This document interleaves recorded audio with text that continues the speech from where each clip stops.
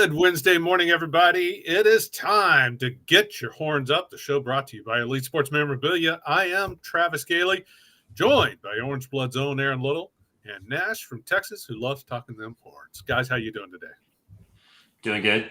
We made it to Wednesday. I like Wednesday. A lot of good. It's like the one day we have a break from football, which isn't great, but some other good stuff going on. I still need more baseball. Hot stove. I was told once the Ohtani domino fell that a bunch of stuff was going to happen. Literally nothing has happened besides Seth Lugo to the Royals, so still need some of that, but doing pretty good overall.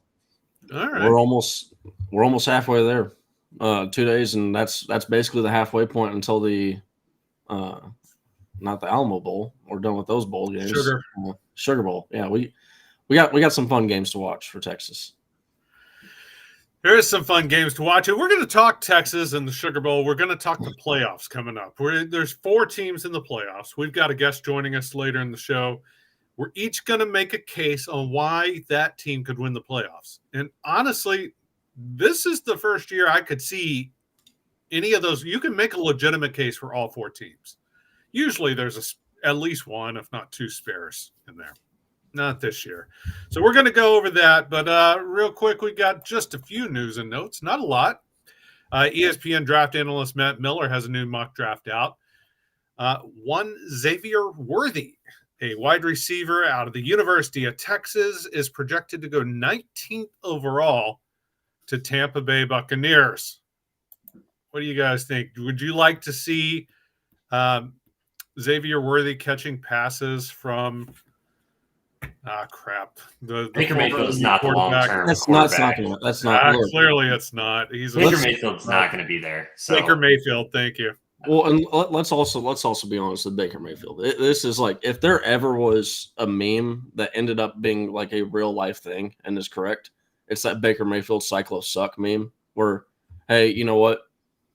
We're gonna prove our doubters wrong, right? And then as soon as you start playing good, you start sucking, and then you get kicked, you get shipped to another team, and then prove the doubters wrong. And it's a never-ending cycle.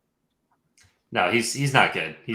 And he's not the long-term answer for the Bucs. The Worthy part of it is interesting because he's kind of all over the place. I mean, he's behind Adonai Mitchell in a lot of mocks, and then some mocks he's ahead of Mitchell. Like this one, 19 is the highest I've seen him. So this one, and obviously maybe a big game in the Big 12 title game, and then if he has 2 big games in the college football playoff, maybe he will keep rising.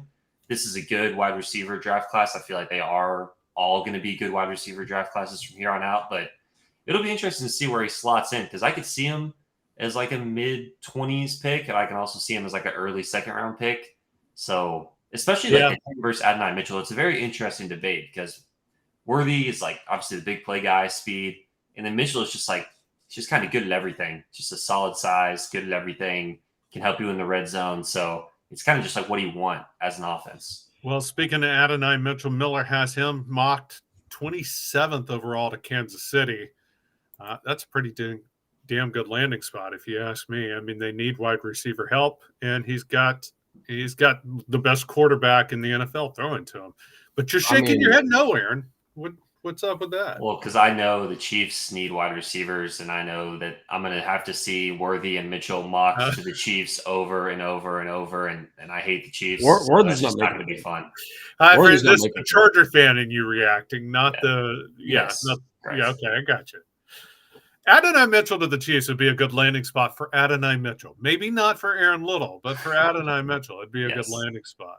By the way, both those Texas receivers are actually mocked lower than Rome Odunze, the Washington wide receiver who's mocked going 14th overall to Pittsburgh. And, of course, Texas has got to go up against Rome Odunze and the rest of the Huskies on January 1st. So, and there's a good reason for that, too. Rome Odunze is legitimately a stud. He's a stud. He definitely is. And I threw that in there just to say, it's not going to be an easy game. This guy is like you said, a legit stud.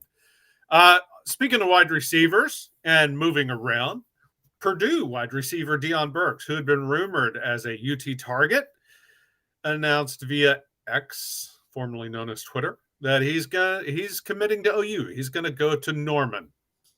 What are you going to do? Some people just make bad decisions in life, and you can't stop them. So Deion Burks going to OU. Now, Ketch had been reporting that Burks was not the main target. I know there's a lot of people who think he is the best player in wide receiver in the portal so far. But according to Ketch's reporting, the Texas coaches disagree with that. He's they dabbled with him, but he was not their main target. Now, having said that, not necessarily connecting the dots, but not telling you not to connect the dots. Houston wide receiver Matthew Golden did officially enter the portal on Tuesday. It had been rumored he was coming in. It's official now. He's in the portal. He's one to keep an eye on. We've talked about him before. The other Houston Cougar that entered the portal is another one to keep an eye on. Defensive tackle Jamari Caldwell. He's in the portal now. 6'1", 325 DT. He had 6.5 sacks last season and was second team all Big 12 defensive lineman.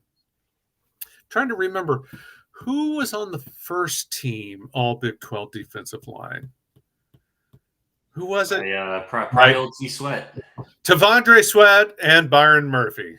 Yeah, so clearly there's some holes to fill for Texas. And you know what? Picking someone who can get 6.5 sacks from a defensive tackle position, that's probably a big guy you want to keep your eye on. So he, of course, like we talked about when Walter Nolan entered the portal, defensive tackles probably can command as much, sometimes maybe even more than the quarterbacks when it comes to NIL, because they're so much more rare. I mean, we've seen how many quarterbacks are in the portal. They're kind of a dime a dozen right now. But of course, not that that's a bad thing, because all three quarterback finalists and the Heisman winner for the Heisman Trophy were all portal quarterbacks. And Texas has a portal quarterback. Although that's a weird one. That's kind of like, I don't know, if you could give a half portal rating, that's a half portal, right? I think it counts. He went there and he got the bag and he followed the rules and then he came home. So no, I mean, I respect what he did, but I think he counts as a portal guy. Oh, he's definitely a portal guy. But let's face it, 2-3 months in Columbus, Ohio, it's not like he was during what should have been his senior year in high school, by the way. I've never really considered him a red shirt. I mean, let's be honest here a little bit with this. Is there's a reason why he ended up in Ohio State, and that reason is also why Steve Sarkisian is now the head coach. Does that reason rhyme with Schmom Merman? Yes, it does. That reason is very, very inauthentic, gimmicky. Just yeah. I'll end it there before I go on a bad rant. It's too early for the rant that I want to go on. We can save that. We can save that for an off-season pod. I will say the Burks is a good pickup by Oklahoma. They're going to have some weapons next year. The non-CFP bowl games, I've made my feelings kind of clear on those, but I am interested to watch Jackson Arnold, because if he's good, then Oklahoma is going to have a chance to be pretty good here. But, so with the extra bowl practices, Dylan Gabriel is obviously out the door. It's going to be Jackson Arnold. I am interested to see how he plays, because I think if he's good, he's going to have they're going to have a shot to be pretty relevant next year, especially with Burks and some of the other guys they have on the outside. So that was a pretty decent pickup for Oklahoma, but I'm not going to be worried about Texas with the wide receivers in the portal. Like I'm going to be pretty patient there, because I just trust that they know what they're doing. They have their pulse on who's going to enter. When people do enter, when they want to make a push, they're going to have the ability to make a push, especially if Quinn is back. So I'm not panicking on Texas with wide receivers in the portal. It's gonna take a lot to get me to worry about that. Yeah, I know all the Oklahoma fans are having a field day about going, oh well, we got the Texas target over y'all. I mean, we wanted the guy, right? But when you got 5-star Jonte Cook, 5-star Ryan Wingo, Ryan Niblett, DeAndre Moore, there might not be as much competition on the Texas depth chart at the wide receiver position, but maybe that's not a bad thing. Oklahoma. Well, what it means is they probably are only taking 2 portal wide receivers. They don't want to take 3 or 4 portal wide receivers and make Jonte Cook mad or Ryan Wingo. Well, so if you're only going to take 2, you want the top 2. And if they didn't have Burks as one of the top 2 and they think better players are going to enter the portal here soon, then, they're just doing the smart thing. I think honestly what happened is because if you look at this, you got Antoine Wells was, like Antoine Wells and both him, Burks, it was Texas was right out the gate really high. Yeah. And this would be right on brand with Steve Sarkisian and who he is, being as authentic as he is. I honestly kind of just feel like they, when he told him, hey, look, we're looking specifically for a fast wide receiver. We have a need, right? We want to fill this role of a wide receiver, but I'm not going to promise you some volume, right? You're not going to. I'm not going to promise you 20% targets. I'm not promising you 15. I'm not even promising you 5, right? I'm just saying, hey, here's a roster spot. We have a role. We need this. And honestly, if you look at that Matthew Golden still fits that role, that speed role of wide receiver. So Matthew Golden definitely fits. I feel like if there was a promise made to a wide receiver for volume, it's going to be to Jonte Cook or Ryan Wingo. Not a portal guy. Could be. And John, Jonte Cook has picked up a lot of valuable experience this year. He's going to be a part of this offense next year for sure. But there's 3 starting receivers going out the door, so there's room for plenty. There's a lot of potentially Ryan Wingo, including potentially maybe a Matthew Golden, maybe a wide receiver who's not yet in the portal, maybe both. I don't know. We'll see. Hey, wanted to say good morning to the Specs chat line, and of course Benny Rogers back atop the standings. Good morning, Benny. Good morning to Burn Orange Blood and Hookem. He's got his horns up, as does Robert Kent. Good morning, and Hookem. Jeff Hoffman, Robert Juarez, Scotty B. Good. Well, hello there, fellow kids. I do always chuckle at that. Longest Horn has got his horns up, and Sandman. 4 teams in the playoffs? What? I don't know why that was confusing. But only one more year. Shout out to everyone in the chat. Appreciate everyone getting up early, tuning in. Feel free to hit that thumbs up button, help us out. But yeah, man, love the early morning crew as always. I did too. And you know what, Jay Lee, boom, this one. Jay, that's a question for Ketch. Ketch has done a lot of those comparisons and rankings and gone back and looked at. That's a Ketch question all the way, because ain't nobody got time for that other than Ketch. So, and I did want to have there's one interesting piece of context for this wide receiver position. The vacancies, there's 84% of the targets are leaving. That is a large number. Yeah, well, yeah. Feels like more, but I mean, we'll see what Sanders decides. Sanders sounds like he's. That is factoring in Sanders. That's factoring in all the probably. Yeah, the more I lean towards Sanders leaving. No, he's gone.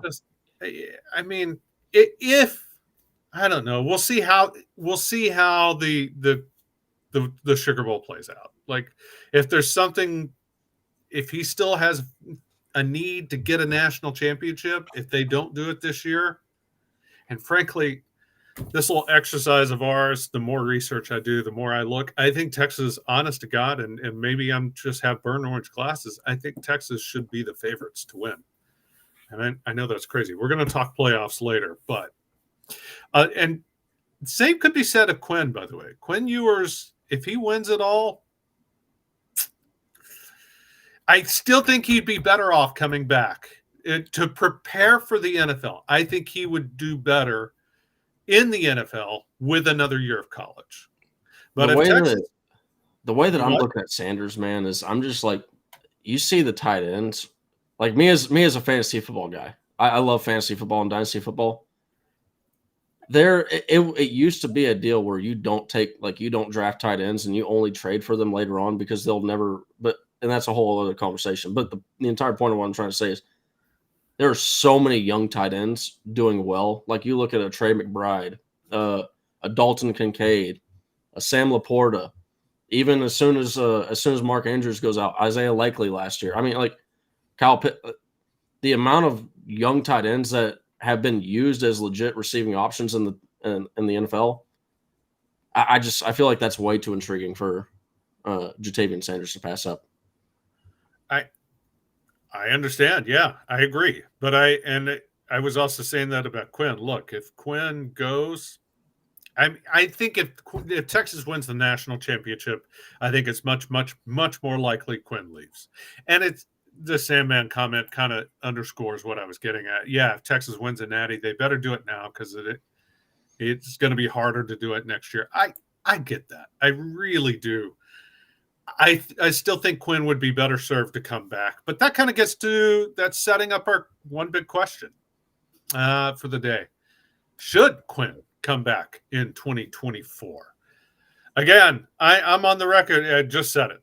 He would do better in the NFL with more experience in college. He would but if they win the national title, he'll do better financially, I think. He should get a boost and could come back, by going out early. He can strike while the iron's hot and going out early. I don't think so, though, because I don't think it's just comparing the quarterback classes, because I think the most that Quinn could rise is he could go up all the way to QB4. He's definitely not passing Caleb Williams or Drake May in the eyes of NFL teams. And I don't think he's passing Jaden Daniels. I think Jaden Daniels is going to be QB3 in this draft. Then you've got a 4, 5, 6, 7 that's kind of jumbled up in any order right now of guys like Quinn Ewers, Michael Penix, Bo Nix, and JJ McCarthy. On Tankathon right now, Quinn is the number 7 quarterback prospect. If he comes back and does mature, like you're talking about, Travis, and does play better with more experience and has another good year in this Sark offense, he's got a very good shot to be QB1 next year. And if he's QB1 next year, any year that you're QB1, you've got a shot to be the number 1 overall pick. So I think either way, from a financial standpoint, he's going to be better off coming back to Texas. And then, I mean, obviously the risk is like an injury or something, which we hope doesn't happen. To say nothing of the NIL dollars he'll accumulate next year too. Yeah. I think the biggest problem with Quinn coming back is you're not going to, especially with what you've seen from Steve Sarkisian in 2023, and maybe that's because that's the way that this specific team is going to win football games. And maybe next year we win in a different fashion. But I've been thinking about this, man. I can't, Quinn Ewers has been, I go back to what I said last week or the week before when I was talking about how Quinn Ewers, there's nothing that's changed, right? After the Oklahoma State game, the only thing that changed was the volume of which he threw the ball. And that's before then it was, nothing really about Quinn. But after Texas Tech and Oklahoma State, you start to hear his name heat up, the hype, and it's because he's throwing the football. And that's you look at a Patrick Mahomes. That's why Patrick Mahomes was so hyped up, was because he had these insane statistics. And also he had the arm and all that stuff. But if you don't have those passing statistics, right, the hype isn't going to be there. And I wonder how much can you project to the passing offense, especially when you're losing all the, when you had Adonai Mitchell, Xavier Worthy, Jatavian Sanders, and then you're going down to unknown at tight end, probably a Gunnar Helm, Jonte Cook, Ryan Wingo, right? There's just a lot of unknowns. Yeah, I mean, that's where he's got to have the trust in Sark, obviously, to have those guarantees. That's where I go to. I mean, you got a guy that Sark is clearly a run first guy, and I don't know if he's ever going to be able to attain that quarterback 1 ceiling without having Sark say, you know what, we're just going to pass the ball with you, right? We're going to show you off like a sports car. I think I do also agree with what Travis said, because the Texas, I don't even go one step further, Travis. I don't think Texas needs to win national championship. I think if Texas beats Washington, there's going to be so much hype around Quinn Ewers' name, and especially if Quinn Ewers has a good game versus Washington like he did last year. What they're going to say is this is a guy that shows them big games. They're going to look at him the same way they look at J.J. McCarthy. They're going to say, look, we're going to treat this like baseball. These are 2 dudes that are they're younger than they should, than most people are at this point. We'll go ahead and we'll get our quarterback of the future, and maybe we'll start them year 1, but most likely we'll end up grooming them. I mean, the landing spot is always key, and it's how high could he really go? I've got the NFL current draft order. This is obviously going to change a little bit, but the overall point is there's a lot of teams that need a quarterback right now. I mean, the Bears need a quarterback. They've got 2 first-round picks. The Patriots are going to take a quarterback. The Cardinals, you can make the argument, need a long-term quarterback. They've got 2 first-round picks. The Raiders, yes. The Falcons, yes. The Buccaneers, yes. The Vikings, yes. Kirk Cousins is on an expiring deal. The Steelers, yes. That's 8 teams that probably definitely need a long-term quarterback. And then you've also got fringe teams like the Commanders, the Giants, the Saints, the Seahawks, the Broncos. They have quarterbacks on deals right now that they don't feel great about, but they are under contract. So you don't know if you can do something immediately. The point is, that's 8 teams that definitely need a quarterback, 5 teams that kind of need a quarterback. That's 13 out of 32 teams. NFL teams are always going to need quarterbacks. So you could look at this and say, wow, if Quinn does get hot, he could end up in the top 10 because there might just be quarterbacks flying off the board. But at the same time, teams are going to need quarterbacks next year. So if Quinn does come back, has a good year, he trusts, okay, Sark is going to bring back good players in the portal, and then we're going to be able to put up some good stats, and I'm going to look good in year 3.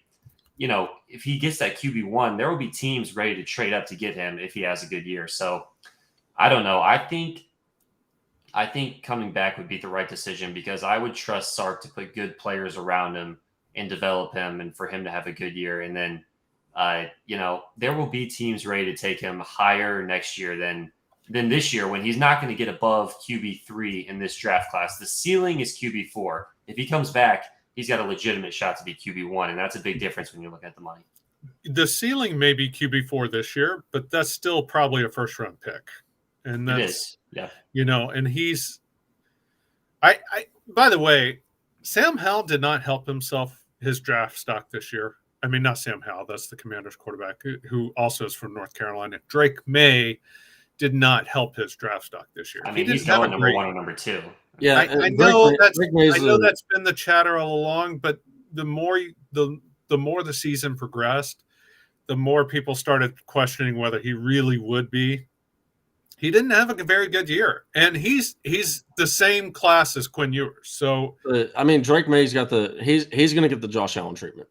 That is Drake May's purely you are a physical specimen, and we like physical specimens at the quarterback position, right? We like guys that can throw a ball far and that can run.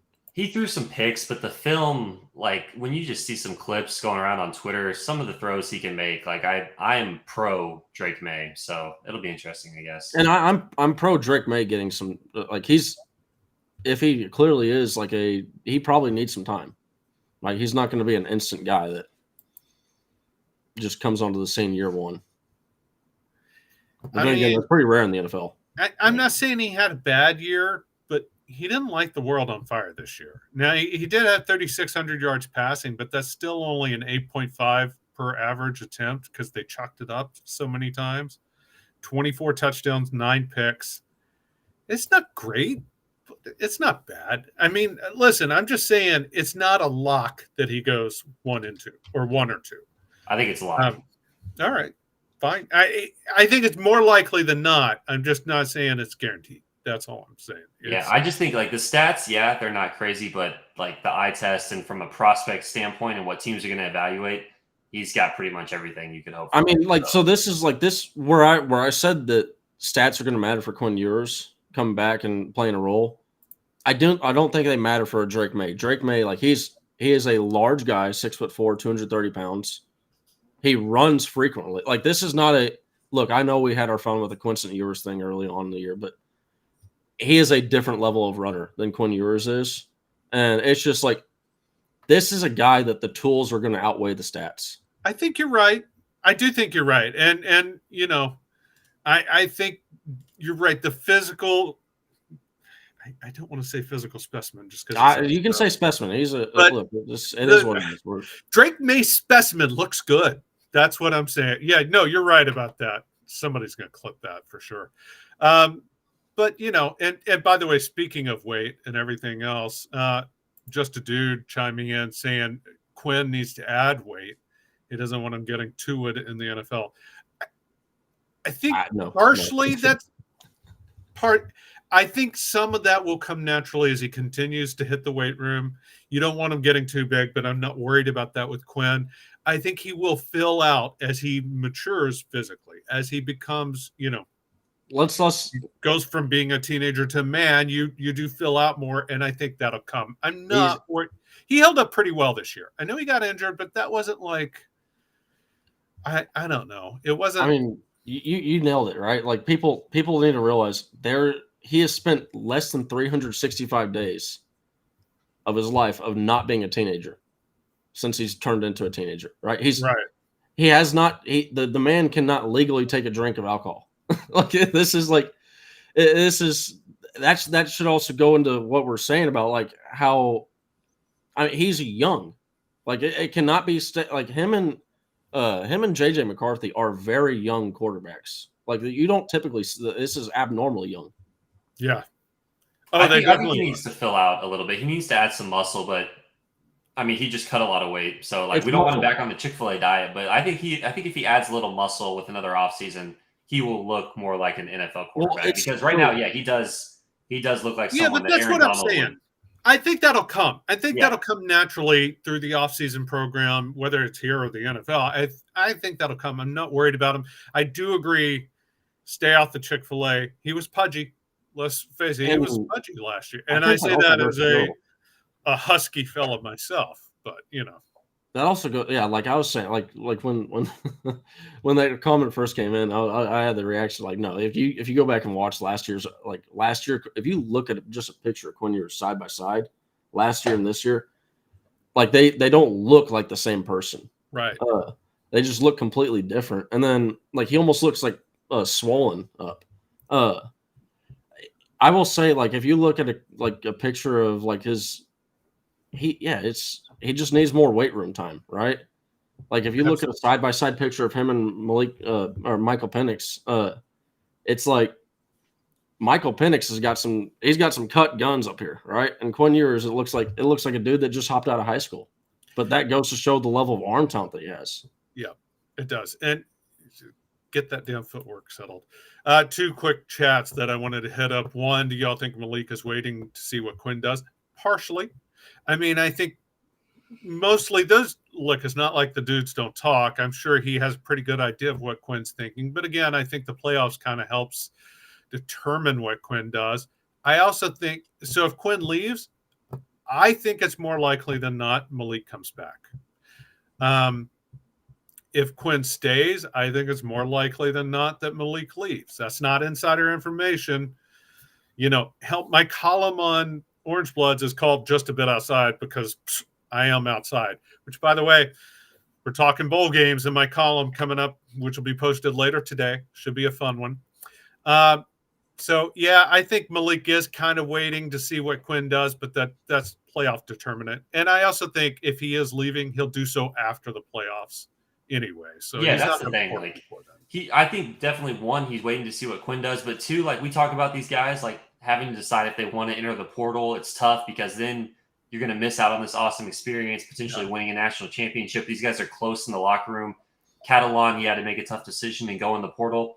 I don't think Malik is a guy that's willing to miss out on a potential national championship run. I think he is a big locker room guy, and he wants to be a part of that. And not to mention, he's QB2. Like, if Quinn goes down in the second quarter, God forbid, he could be a hero. Like, he could be a Texas legend and lead this team to, like, a national championship. So, yeah, I think he's too big of a part of a team. I think he's too big a part of the locker room. So he's not going anywhere until I don't even think it's like a deal where it's like you could be the hero guy, right? I think it's just literally like everything that we've come to know about Malik Murphy, right? That would be the most anti-Malik Murphy thing for him to do, to be like, you know what, guys? Hey, I know y'all we're in the middle of a national championship run, but peace, right? Yeah. I'm on my way out. I got to worry about me. I got to go find a quarterback spot, right? Like, sorry, y'all, I got to worry about my bag, guys, right? That's not a Malik Murphy move. The Malik Murphy move is I'm going to be the best possible teammate until that team is done.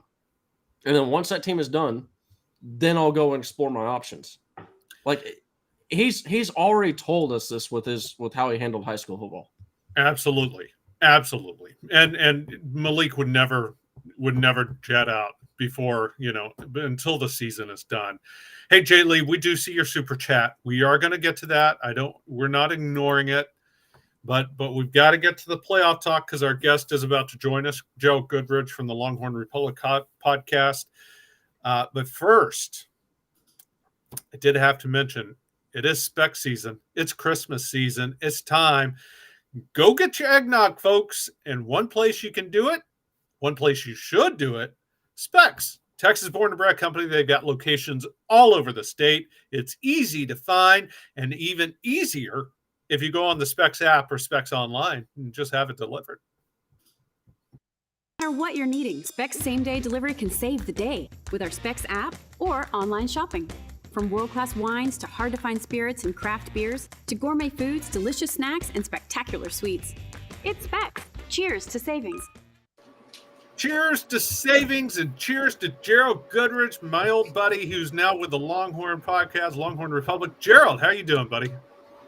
I am fantastic. I got out of getting the kids ready for school this morning, so I can't be too upset about it.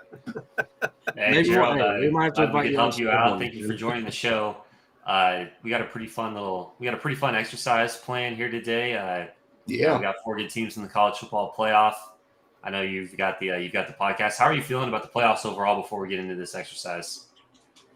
I've got that level of like good anxiety. I always tell people that like usually butterflies in your stomach happen before good things, right? You're standing at the end of the aisle waiting to walk down, you get butterflies, right?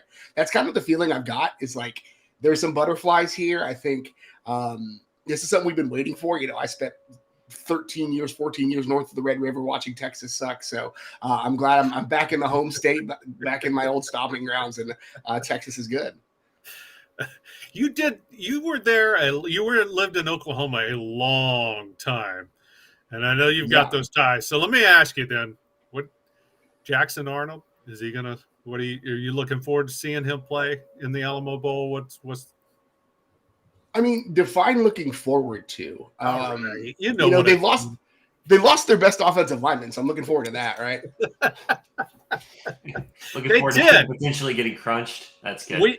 We didn't mention that in the news and the notes, but yeah, OU starting right tackle entered his name in the portal and basically just ghosted OU. He just didn't show up in San Antonio for the Alamo Bowl practices, and they're like, "Hey, where are you?" They check the portal, and there's his name. So that's some true. Our friends up north, we've been trying to tell them and give them warnings, right? But just another gigantic red flag that maybe Brent Venables is more Tom Herman than Steve Sarkisian. I don't know. Just hey, it seems like a thing that would happen to Tom Herman rather than Steve Sarkisian, right? It does. We tried to tell them, but they don't want to hear it. We ain't got time to mess with the Alamo Bowl. Nah, we got playoffs. Texas is done with the Alamo Bowl, right? Texas is in the freaking college football playoffs. And this year is unique. It really is. This is the first year of the 4-team college football playoff where every single team really does have a legit shot of winning it all. Vegas has got their rankings. But, Gerald, why don't you start us off? What's the case for Texas winning the college football playoff? Yeah, I think the case that I've been making to myself, and maybe I'm too old school in my thinking, but like I'm still a believer that football is a game that's won and lost in the trenches, right? And when I look at the offensive and defensive lines that are represented, I think Texas probably ticks the box for both of them, right? I think Michigan has got a case to make as well, but I really think what Texas brings to the table, we obviously know on the defensive line, we're all well versed in what Texas brings on the defensive line, but that ability to create havoc in the middle, blocking is really just a numbers game. And when you have guys like T'Vondre Sweat and Byron Murphy, they count as 1.5 to 2 guys in the blocking schemes, right? And so it messes up your numbers. It messes up the counting on the offensive line. And I think some of our early frustrations with Pete Kwiatkowski when he kind of went more passive on pass rush is because he did that same math that we're doing now. It's like he just depended on those guys to get pressure. Interior pressure does weird things to passing schemes. And so I think that's why I feel okay about the defensive matchup in the opening round. And I think, either team that Texas faces would face theoretically in a final. Texas still has that advantage, right? We've seen what Texas can do against Alabama. And I think Texas is doing the same thing that Michigan does and is built to stop what they want to do offensively. offensively. And then I think, Texas's offensive line has got a couple of Sunday guys on it. They've got, guys that are great, solid contributors. And so, again, I'm an old school guy, right? Football's won and lost in the trenches, and I think that's where Texas has the biggest advantage. If there's one concern, everyone talks about the 92nd rated pass defense. The thing I've been harping on all year is the soft DB coverage. Like they give up those 10-yard cushions and the easy slant passes and this and that. And I'm even more – talk me off the ledge here. I'm even more concerned about that in this game because of Derek Williams missing the first half. Washington takes more deep shots than anybody. Michael Penix Jr. took 100 shots deep this year, hit 44 of them. That's easy math, by the way, 44%. Even I can do that. They're going to take their shots deep. So I'm concerned that PK is going to have the DBs playing very soft coverage to compensate for the lack of Derek Williams in the safety box and to prevent the deep shots from hitting. And then they'll be able to just nickel and dime their way down the field. Am I wrong?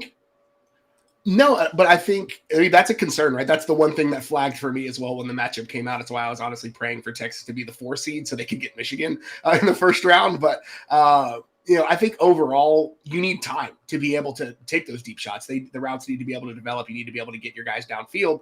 And interior pressure does weird things to timing on passing plays. Like passing is a game of timing. And so interior pressure makes weird things happen. And again, I think you line Texas's interior linemen up against any offensive line in the country, and I'm taking Texas 10 times out of 10, right? I won't put like a whole mortgage payment on it, but at least a couple of bills, maybe the water and the lights or something. But yeah, like that's really what it feels like. It's like the Texas ability to create havoc in the interior is going to screw up the timing on any passing play, or at least has the opportunity to do so. Gerald, don't get your lights cut off heading into winter, into 2024. Don't do that, buddy.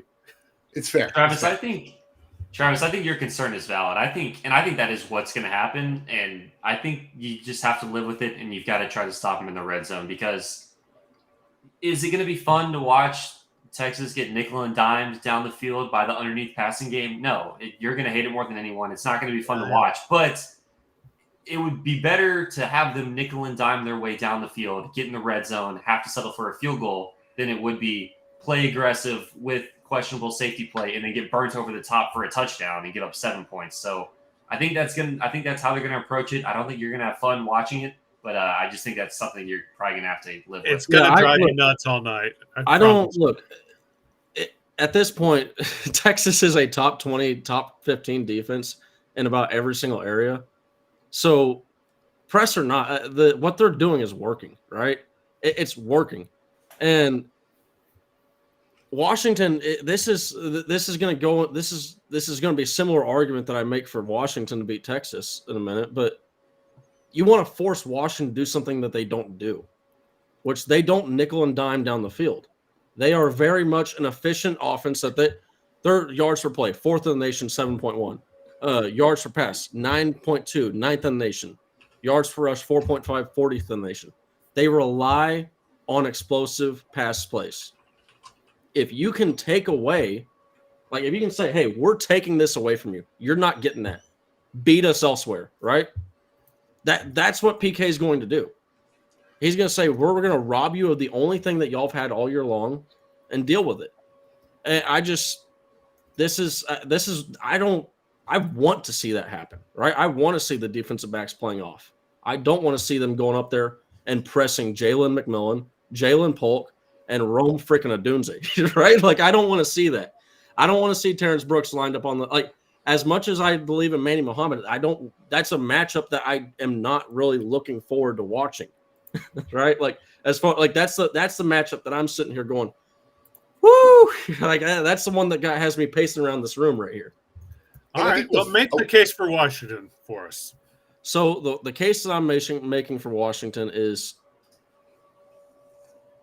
if you remember, we're going to take a time trip back into the mid 2000s to early 2012s. The college football game started to change. You started to see a change from the rush because there was a lot of strong rush defenses. There's really beefy interior defensive lines, and offensive coordinator, specifically one of the leading ones was Mike Leach, said, you know what? We're going to take the Sun Tzu art of war approach, right? We're going to attack you where you're not. And we're going to spread the football around. We're going to spread offenses out. We're going to minimize the impact that your defensive tackles have on the game and linebackers have on the game. And I think that Washington, the way that Washington beats Texas is they have success passing the football early on. And they dance around this strong front seven that Texas has. And in my opinion, this is where Texas fans should be scared, almost like feared is, hey, this has worked. Like there's a reason why the entire football world went to a spread and passing offense when the entire world was a rushing defense. And in my opinion, this is one of the areas where Washington, they're either going to just dominate us, or Texas is going to handle it. Silly Nash. Texas fans ain't scared of nothing. Didn't you know that? We ain't scared. No, you know what? It is legit. The concern, if you're a Washington fan, though, has got to be the defense. I mean, the thing I keep going back to in my head, and this is something I'll go back to when we do make game predictions down the road. And Gerald, just be prepared. I want to hear your predictions by the end of the show. But all right, when it comes to stops, I'm not sure Washington can get enough stops on this Texas offense. And I am sure that Texas defense, while Washington will put up some points, Texas can pick up a stop here or there and get a turnover here or there. Because Michael Penix Jr., as great as he's been, has been susceptible to interceptions. So I don't know that Washington has the offense to win it all. I don't think they have the defense to win it all. They're 93rd in the country in total defense, 122nd in pass defense. I don't think they can stop Quinn Ewers and or Jalen Milroe and or Quinn Ewers and J.J. McCarthy in back-to-back weeks. I'll say this about Washington. Washington they're one of the most resilient teams in college football. Like they very much like Texas. I know Texas, they do have that one loss versus Oklahoma, right? But outside of that, both these teams have just found a way to win. Even in games where you should lose, like the better team probably didn't win this game, right? The two teams that walked on the football field, and not to say that Texas wasn't the better, but on that day, right? You look at a Kansas State. Maybe on that day we might have not been better than Kansas State. Kansas State might have deserved to win that game with how Texas played the last three quarters. Now, Texas, there's something to be said about finishing, and Texas did that, so we had the win. But you can say the same thing about Washington. They finished football games that they looked like things were getting uneasy. They found a way to finish. Something that goes against what I said in the early part, but this is where Washington, they can honestly maybe throw Texas off a little bit in preparation, is Washington has been trending towards a more rushing offense. They have been a lot more versatile. It's been a lot less, hey, we're just going to pass the ball, and we're going to run. They're running a lot more with Dylan Johnson. So maybe that, to use throws the dogs off a little bit, but I do agree with you, Travis. The defense, they're going to need offense to win. But I do think if they get past Texas, man, I think they have a good shot to win the national championship. Gerald, tell him why he's wrong. Man, the one thing that we're not talking about, I think, with like the Texas-Washington matchup specifically is I think the best defense against a high-powered offense is to keep them on the sidelines, and I think Washington gives up. I think they're one of the worst line yards per rush defenses. I think they're giving up almost 3.5 or 3.6 yards in the trenches per rush. And Texas is one of the better teams in the nation in that stat. Collegefootballdata.com is like my jam, right? But that is an advantage that I think Texas can press. It's like the way Michael Penix doesn't beat you is to spend 2/3 of the game sitting on the sideline. So if Texas can really lean into that specific advantage, I think there's an opportunity for Texas to take some of the air out of the ball and really frustrate that Washington offense. Again, maybe I'm just too old school, but like I think there's a path to victory there where like you go old school, time of possession, take the air out of the ball, keep your offense on the field as long as they can, keep your defense fresh, and go that route. My only question about Washington is, are they a team that is reliant on explosive plays, or are they a team that is just a luxury? And if a team does take away the explosive plays, will they be able to adjust and move the ball down the field and then capitalize in the red zone? Because, they haven't played a ton of great defenses this year, but Nash, you talked about it. They've been able to generate a ton of explosive plays. Well, you get in the college football playoff, you give these really good, Texas secondary is shaky, pretty good defense overall. Bama, good defense. Michigan, great defense. They'll have a lot of time to prepare. They might be able to really limit those explosive plays. So my question about Washington is, do they have to have those explosive plays, or has that just been a luxury all year? So I think that's going to be interesting to see how that plays out. It's definitely like it's the big question. Yeah, like it's the one big thing, right? It's the question that if you're a Michigan Alabama fan, it should be the question that scares the ever living crap out of you, because if they are the team that they have, like, it's just been, hey, we've been this way because we can, right? We can beat you a lot of other ways. That's because then that opens Pandora, like that. Honestly, that, to use a science joke, that turns into Schrodinger's national championship right there. Yep. All right. Well, let's move on past the dead cat and get to Michigan. What you got, Aaron? All right, making the case for Michigan. I'm going to start off where I like to start off. That'll be Las Vegas. Look, they're not right every time, but I still think they are the best. They have the most information. They know a lot. Michigan is favored to win this game against Bama. Michigan is favored by 1.5 points. Michigan is favored to win the whole thing. It's a slight favorite in both cases, but Michigan is the favorite. They are the number 1 seed. They are the Vegas favorite. They have been to the college football playoff each of the last 2 years. Has it gone well? No, but they got experience. The whole team has experience. This is the 3rd year in a row they've been to the college football playoff. J.J. McCarthy has played in each of the last 2 games. He has experience. The moment will not be too big for J.J. McCarthy. He has dropped back to pass 50-plus times in the college football playoff. The other 3 quarterbacks, 0 times total. So Michigan's going to be ready for this situation. McCarthy's been good, man. I mean, I'm taking some stats from Jeff Ketchum's quarterback breakdown on Orange Bloods. He's been good when he's kept clean. When he's under pressure, he has a pretty good efficiency. He's got a really good offensive line. They've been good at picking up blitzes. McCarthy is good under blitzes. He's got over 1,000 yards when blitzed. He's got an NFL quarterback rating of 172. So any look you throw at him, he's been around. He's seen it.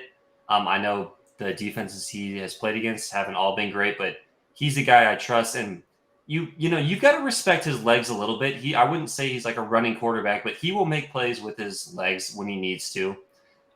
This guy has talent. He's not asked to do it because of the way Michigan plays football and kind of the lack of skilled players they have on the outside. But I mean, this guy is quarterback 4 through 7 on these. Like, he's a legitimate NFL draft prospect with tools.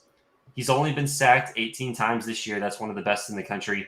Michigan's defense has gotten 33 sacks. That's, up there.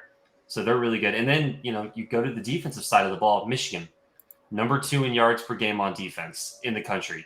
Number 6 in the country on rushing yards.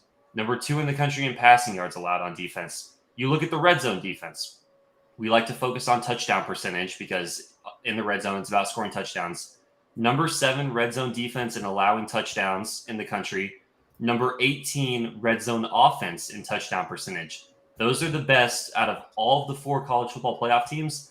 That's number 1 on both sides of the ball in touchdown percentage. So they have been the best red zone team so far out of the 4 teams that have made the playoffs.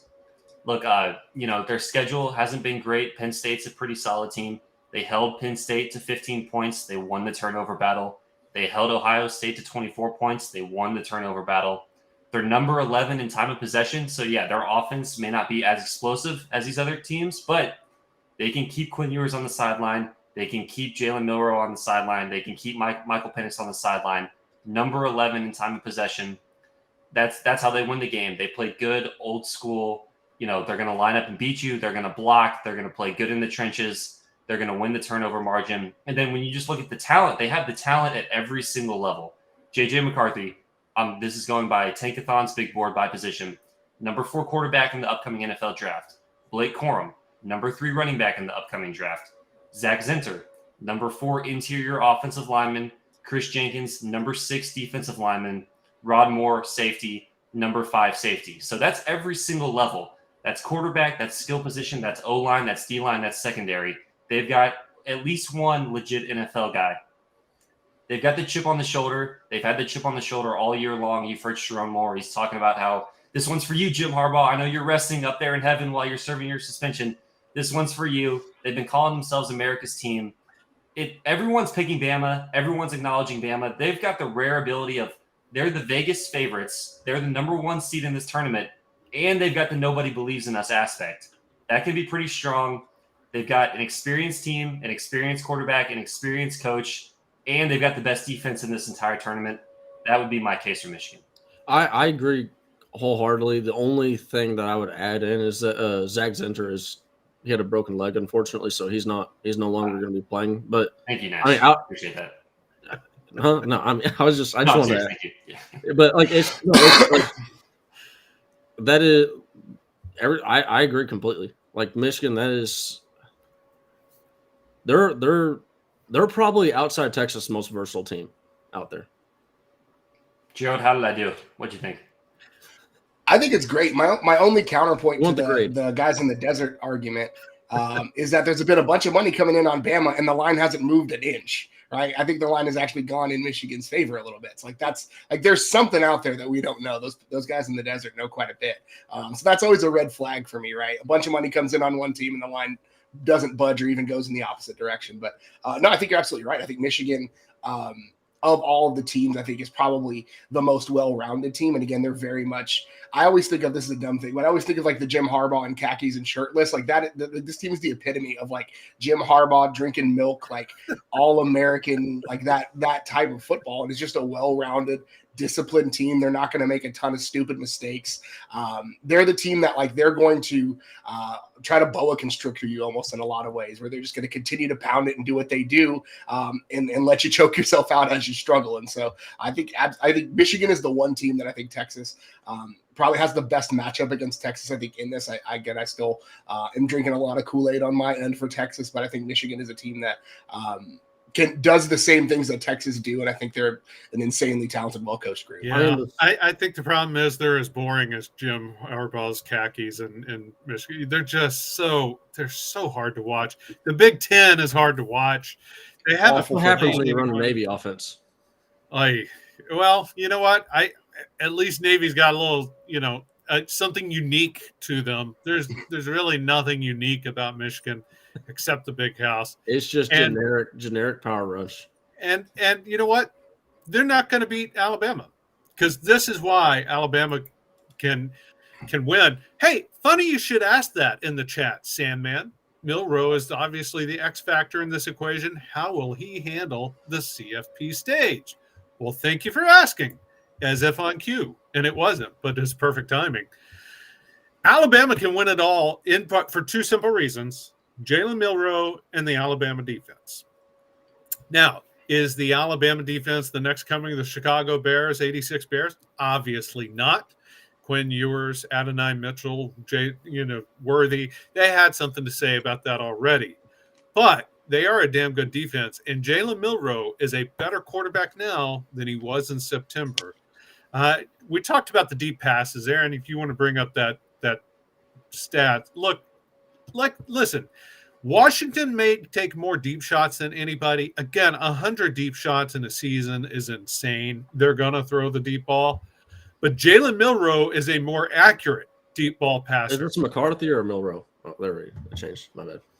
I had the wrong one. It's Milroe now. This is the right one now. Look at these stats on the deep ball. Look at the NFL rating. Outside left, 129.5. Between the numbers, 151.4. 111.1 to the right.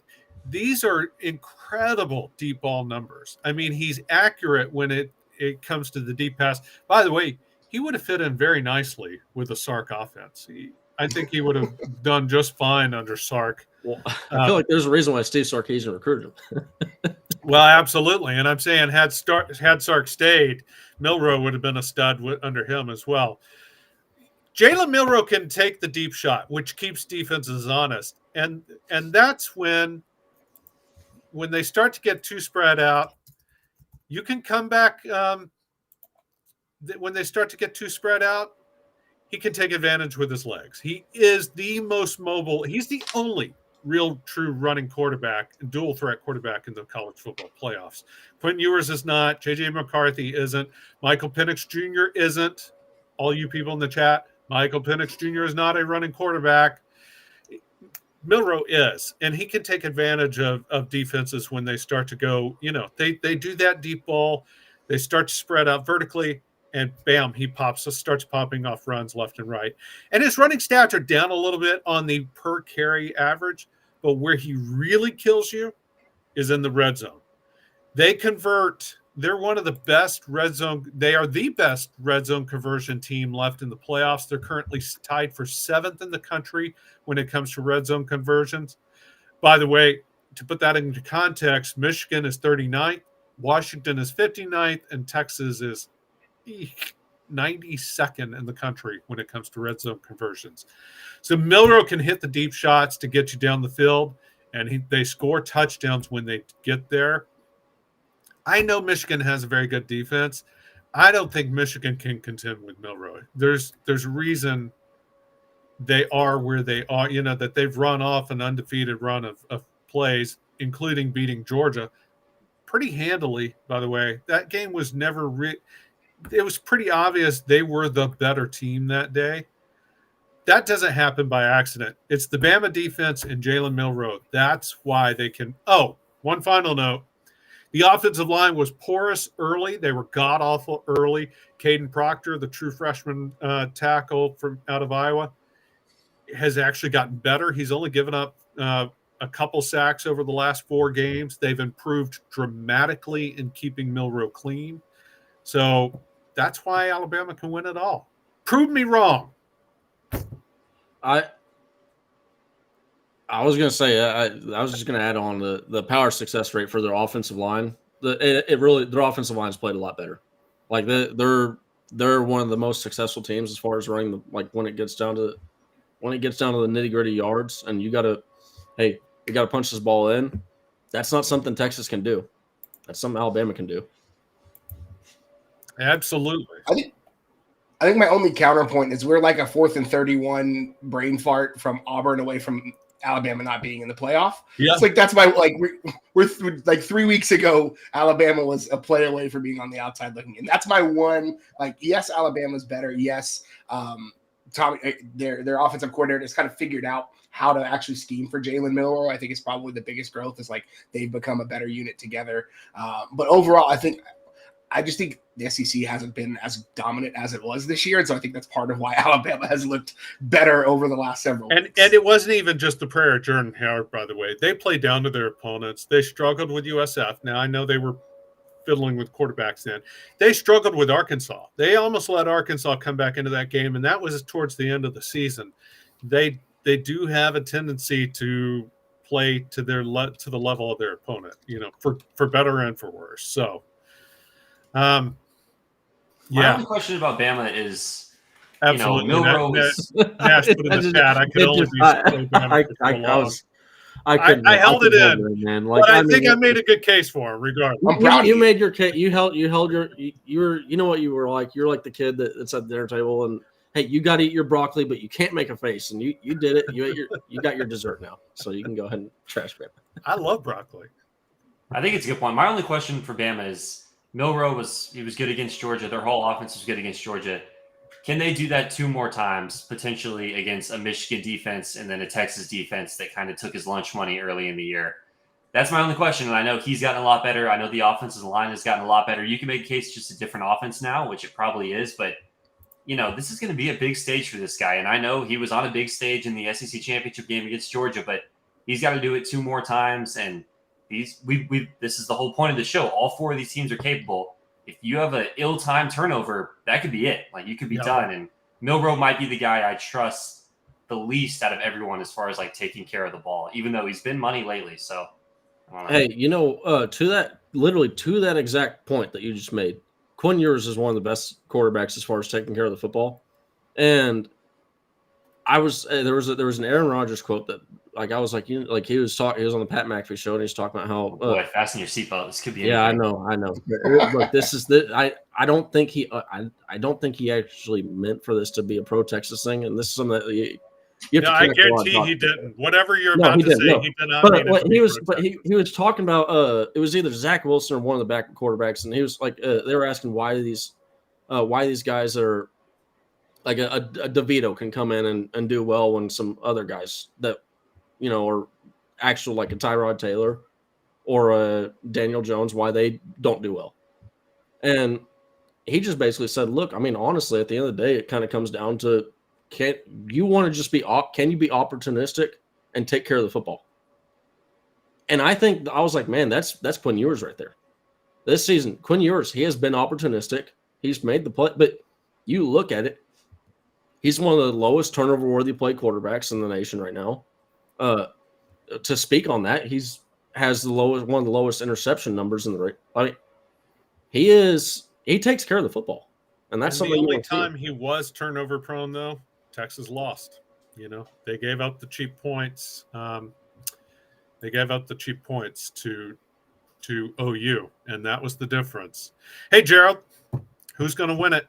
Who do you have in the semifinals and the finals?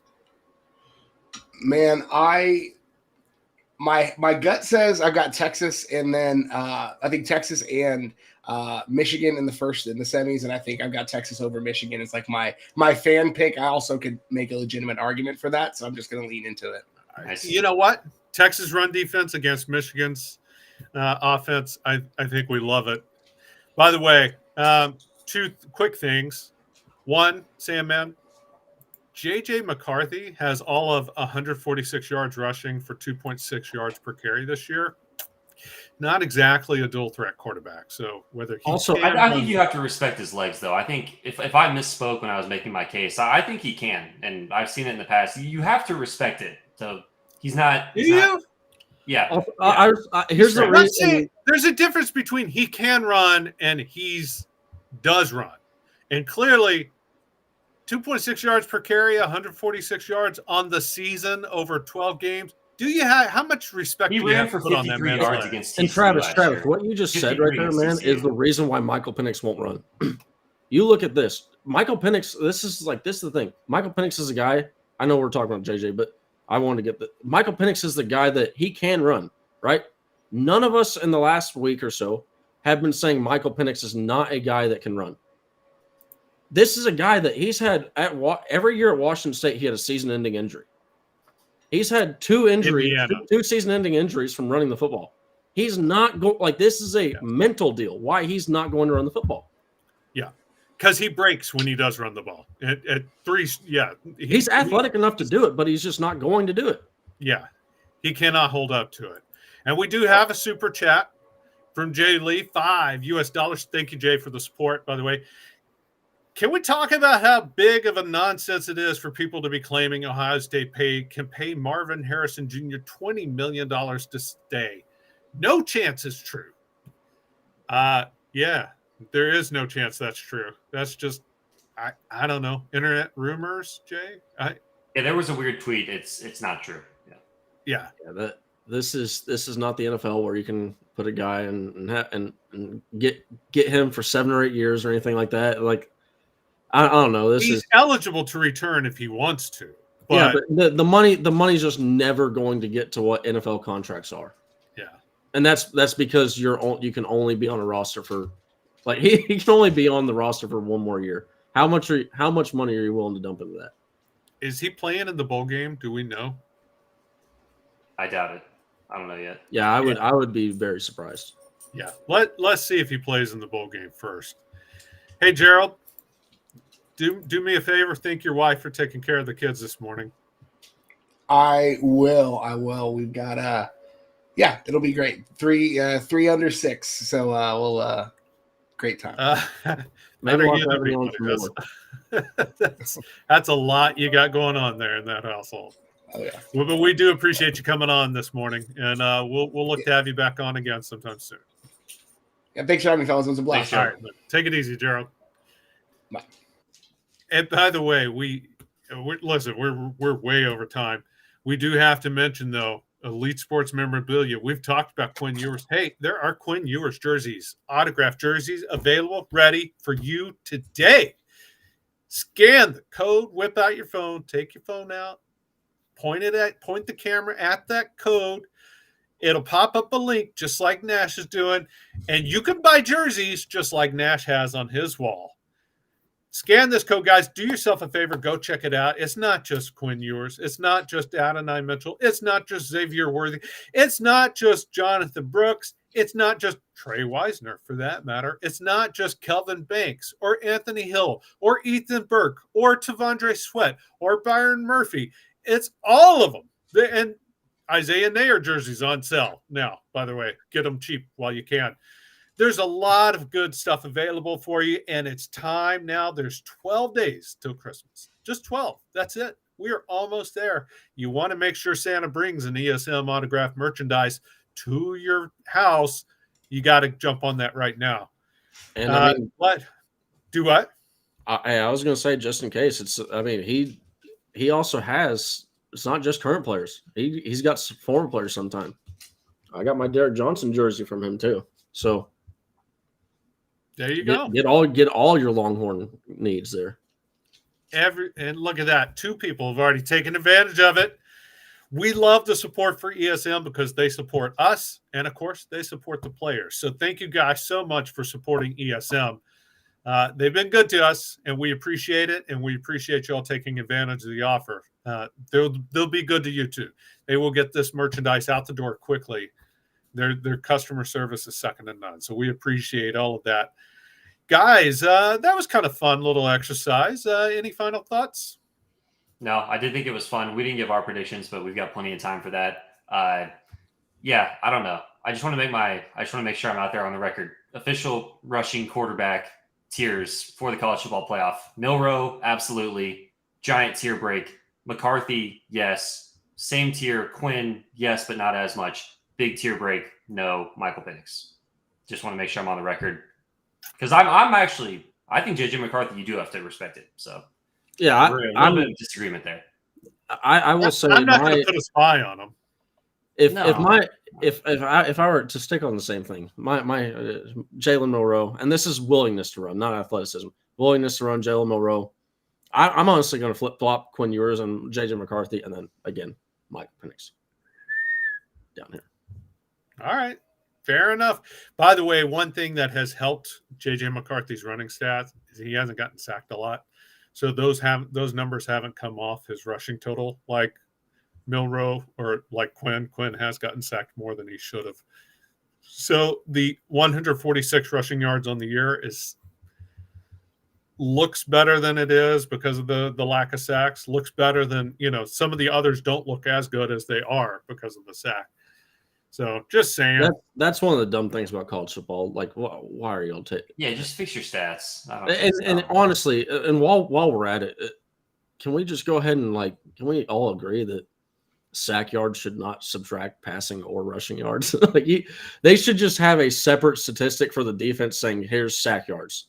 Here's how many yards. Here's how many negative yards of defense is created. It should come off the total yards, not the individual player yards. And while we're at it, this is my stat complaint period.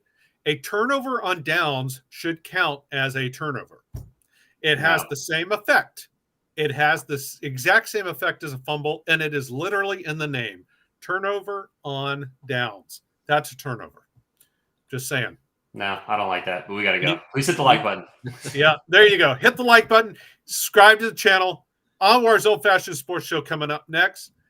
House Divided, Jeff Ketchum, Chad Hastings following that. Football with Friends with Alex Dunlap after that. And it's Wednesday, which means we have OB Outsiders tonight. So a lot of great Longhorn content. Thank you guys so much for tuning in. Have a great Wednesday day.